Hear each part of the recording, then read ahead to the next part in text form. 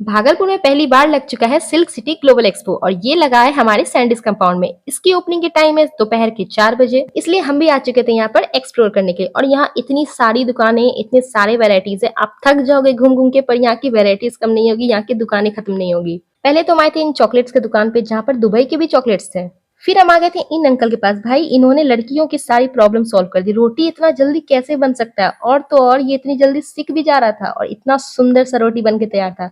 इन्होंने हम लड़कियों की आधी प्रॉब्लम ही सॉल्व कर दी है। और अभी कुछ लोग मेरे से इतने ज्यादा जल रहे हैं कि गर्मी कुछ ज्यादा ही बढ़ गई है, तो इसलिए हम इस कूलर का फायदा उठाते हुए अपने आप को कर रहे हैं ठंडा। और फिर अचानक से लाइट कट जाती है। पर ये देखो, इन अंकल के पास सारे ब्रांडेड परफ्यूम्स का ड्यूप था। ये सारे गुची के परफ्यूम्स, मतलब जितने भी आपको ब्रांड्स पता है उन सबका ये परफेक्ट ड्यूप था। अगर आप लोग चाहते हो ब्रांडेड परफ्यूम्स यूज करना और प्राइस थोड़ा कम, तो आप यहाँ पर आके ले सकते हो।